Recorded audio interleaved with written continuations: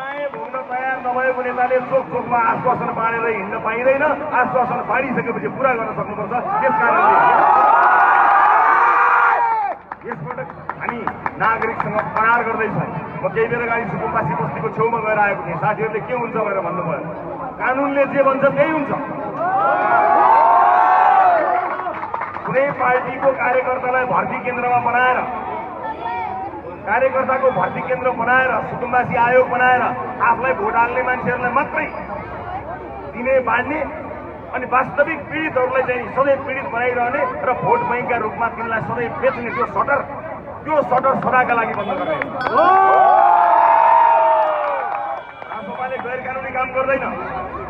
कानुनी रूपमा जसले प्राप्त गर्नुपर्ने हो अधिकार, उसको अधिकार छिनिँदैन। चाहे भोट पाओस् नपाओस्, हुन्छ त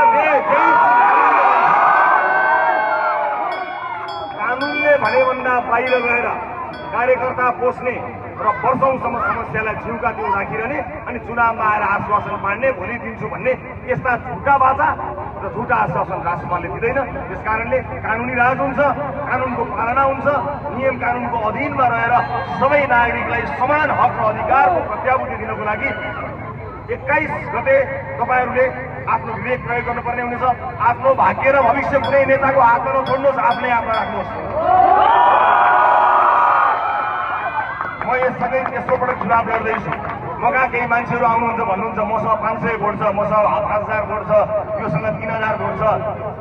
यो भोटको ठेक्का कहिले दिनु हो तपाईँहरूले अर्कालाई? तपाईँको भोट तपाईँसँग छ कि त्योसँग छ?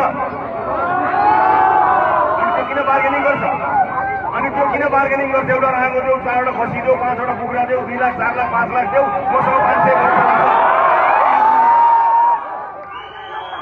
तपाईँको भोटको पसल त्यसले किन खोल्दैछ?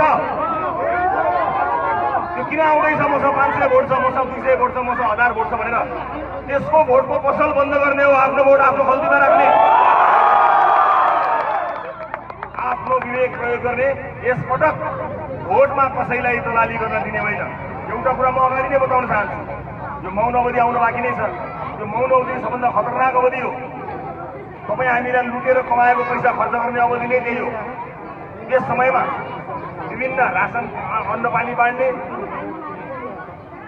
अनि पैसा बाँड्ने क्रियाकलाप हुन्छ। यसपटक त्यो सबै कुराको निगरानी नागरिकले गर्नुपर्ने छ है। तपाईँहरूले निगरानी गर्नुपर्ने छ, तपाईँहरूले हेर्नुपर्ने छ। मलाई अचम्म लागेको कुरा एउटा, म हिसाबमा अलिक कमजोर मान्छे हुँ, तर यति हिसाब चाहिँ म पनि बुझ्न सक्छु भनेर मैले भन्दै आएको थिएँ। एउटा मात्र हिसाब बताएर जान्छु है आज, एउटा हिसाब।